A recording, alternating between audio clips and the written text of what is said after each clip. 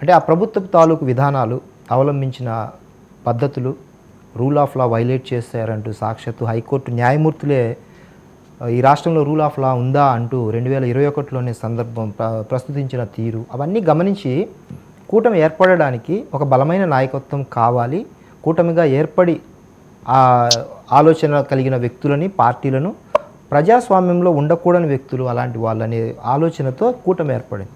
దానికి అనుగుణంగా ప్రజల మద్దతు తీసుకొని ఒక బలమైన నాయకత్వము, అందరం కలిసి పనిచేయాలి అనే ఒక సంకేతాన్ని తీసుకెళ్ళినప్పుడు ప్రజలు ఆశీర్వదించారు.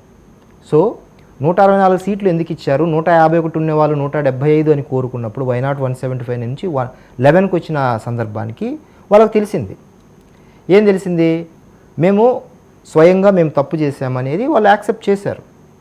మేము ఏం కోరుకుంటున్నాము, కూటమి ప్రభుత్వం అనేది ఒక వన్ సైడెడ్గా ఉంటూ అలాంటి పార్టీని లేకపోతే వ్యక్తులని ప్రజాస్వామ్యానికి దూరంగా ఉంచాలనే ఉద్దేశంతో బలమైన నాయకత్వంతో అందరము పనిచేస్తాము, కోయిలేషన్గా పనిచేస్తాం. ఇక్కడ ఒకరి హెచ్చు తగ్గులని కావచ్చు, లేకపోతే ఇంకోటని కావచ్చు, ఆయన అనుభవాన్ని వాడుకుంటాము, మేము ఎదుగుతాము.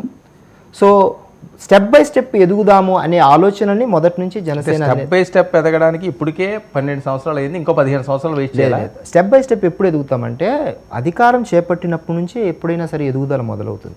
అధికారంలోకి రాకముందు ఒకలా ఉంటుంది, వచ్చిన తర్వాతనే కాదు వివేక్. ఇక్కడి నుంచి 15 సంవత్సరాలు అంటే మొత్తం ఎంత 26-27 సంవత్సరాలు ప్రస్థానం అవుతుంది. అలా అని కాదు.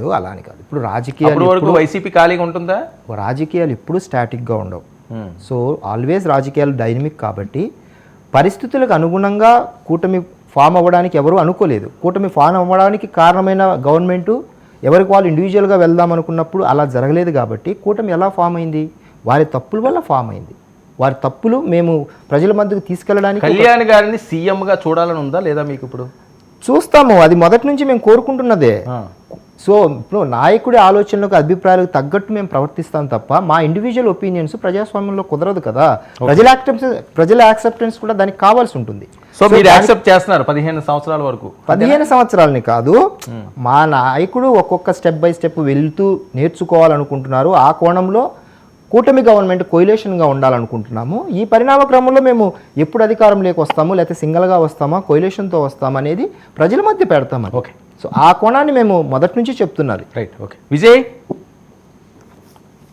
సార్, గుడ్ ఈవినింగ్ అండి. విజయ్ ఏంటి మీకు ఫుల్